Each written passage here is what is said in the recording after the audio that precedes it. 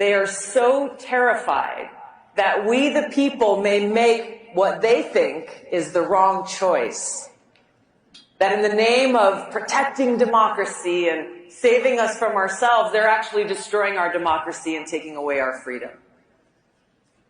Now, we look throughout history and we can see many examples of evildoers who find some justification, who believe that they are doing the right thing.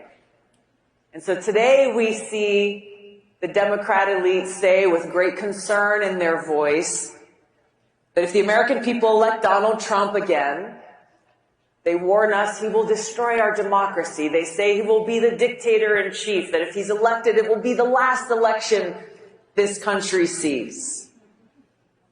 It's laughable. It is so crazy, it's laughable.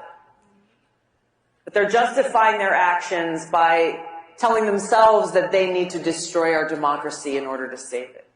It's lunacy, and it's the mindset and mentality of dictators.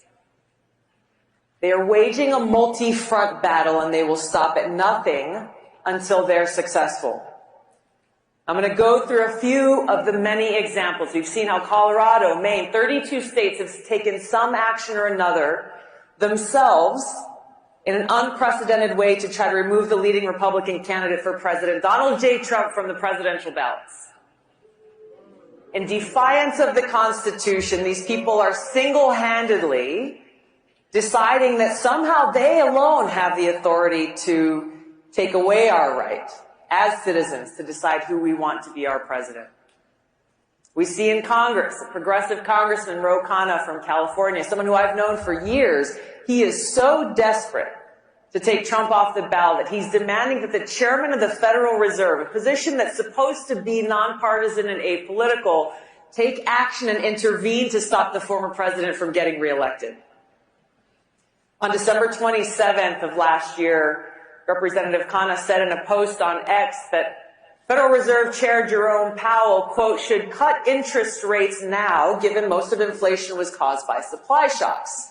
If he doesn't, he may be the person most responsible for the return of Trump. The Democrat elite and their cronies, they're using our criminal justice system to prosecute and distract the Republican presidential candidate in the midst of his campaign. As we know, Donald Trump currently faces 91 charges in 4 criminal cases, 44 on the federal side, 47 on the state side, all felonies. This most recent ruling in New York, the real estate case, charging him a $355 million fine plus nearly $100 million in interest for a business transaction where there was no victim or complaint, where all parties made money. So egregious that even people who are not fans of Donald Trump are standing up and saying this is crazy and criticizing this judge's decision that from the very beginning has been a very clearly politically motivated hit job. This is the truth.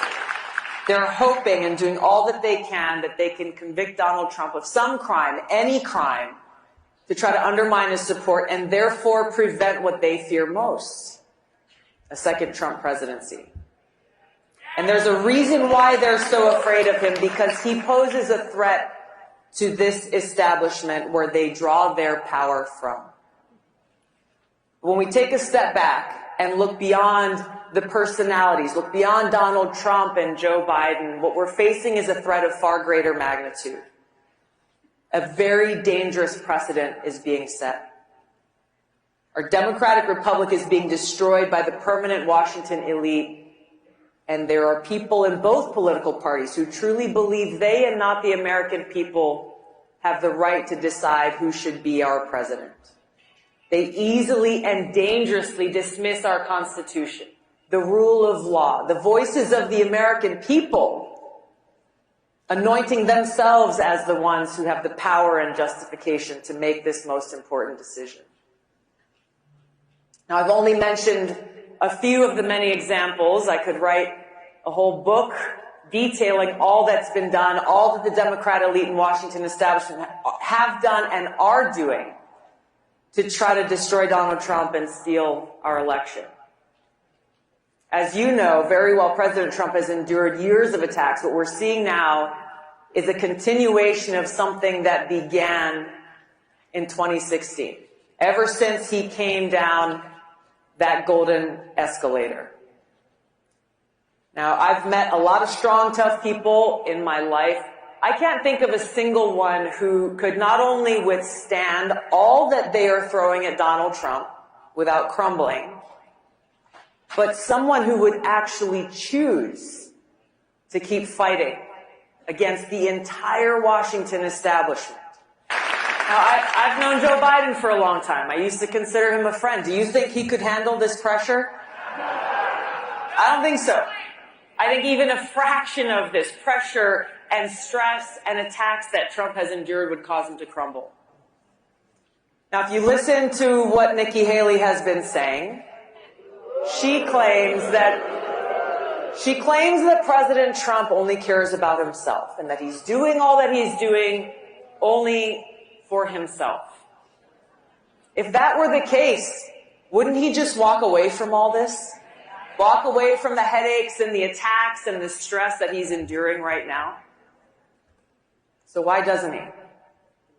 I've had the chance to meet with him and speak with him at length, and I've seen firsthand his heartfelt interactions with friends of mine, veterans, and I've seen how he has touched their hearts and moved them to tears as he expressed his appreciation for their service and their sacrifice. No cameras, no crowds, just that heartfelt conveyance of appreciation. I've gotten a sense for what motivates him, and it's got nothing to do with what the Washington establishment is accusing him of. This is a man who's a fighter. His strength and resilience can only come from one place. His ability to endure this hardship can only come from one place, and that's a sincere love and concern for the future of our country and his care for the American people.